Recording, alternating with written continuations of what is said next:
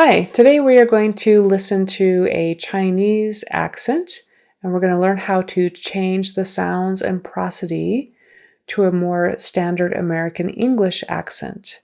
I was able to get the language sample from the website IDEA, which is the International Dialects of English Archive.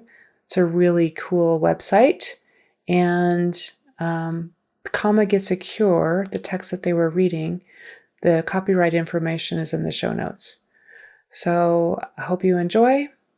Here we go. This recording, Beijing 2, is copyright the International Dialects of English Archive. Comma Gets a Cure is copyright Douglas N. Honorath, Jill McCullough, and Barbara Somerville. Well, here's a story for you. Sarah Perry was a veterinary nurse. So he says wedentary instead of veterinary. So he says a W instead of the V at the beginning, weta instead of veter, and he adds a kind of a T in there and kind of leaves off a syllable. And then he goes, well, here's a story for you. Sarah Perry was a veterinary nurse. Wedentary L. He kind of does a little L sound like he's confused. Did I get that R right? Should it have been an L? Because there's some confusion between R and L sometimes in this native language. Who had been working daily at the old zoo. Who had been working daily at the old zoo. His pronunciation of old kind of left out the L a little bit. It sounded like old zoo instead of old zoo. In the deserted district of the territory. In a deserted district of the territory. So instead of saying in, he kind of says in da, like a D, D-A. And then for the territory, he does a kind of a da again with the D instead of the TH. So he's using a D for the voice TH in the. So she was very happy to start a new job at the... So she was very happy to start a new job at a... So again, he's instead of he's putting a D in front of that. Superb private practice in North Square near the Duke Street Tower. Superb private practice in North Square near the Duke Street Tower. North sounded a little bit off. North Square.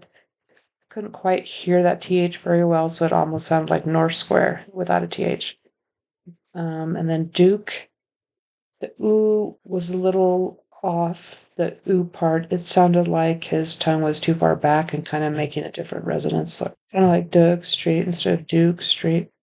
That area was much nearer for her and more her liking. That area was much nearer for her and more to her liking. He stumbled a little bit in a few places, and for her wasn't quite a clear transition. For her. The second her sounded better. Even so, on her first morning, she felt stressed. Even so, on her first morning, she felt stressed. His prosody is a little bit off. The spaces in between each phrase are a little bit too long. Like, even so, on her first morning, she felt stressed. We would kind of run it together. Even so, on her first morning, she felt stressed. And also, when he says stressed, he puts a vowel in front of it, a stressed, and the S kind of becomes a D. The ST becomes a D. Addressed. It should be just, she felt stressed. She felt stressed. She ate a bowl of porridge. She ate a bowl of porridge. So he couldn't quite decode the spelling of that word. So it's porridge. Checked herself in the mirror and washed her face in a hurry. Checked herself in the mirror and washed her face in a hurry. So he's adding extra vowels here also. So he said checked herself instead of checked herself, and washed her face instead of just washed her face. And hurry sounded a little bit like Harry. Got to get that ER sound here, even though it's spelled with a UR. Hurry. Then she put on a plain yellow dress and a fleece jacket Then she put on a plain yellow dress and a fleece jacket. Okay, he's saying den for then, so he's putting a D instead of that voiced TH for the first word, then. And then jacket, not a big deal, but we generally don't pronounce that T with as much air when it's at the end of the word. So we would just say jacket instead of jacket. Pick up her kit and headed up for work. Picked up her kit and headed for work. Okay, here he says pick up. So instead of putting that sound on the end of picked, on the end of picked to show it's a past tense verb, picked, that ed becomes a T, picked. He makes it just pick and puts the T sound on the end of up. Pick up her kit. So that's interesting. Should be picked up her kit, not pick up her kit.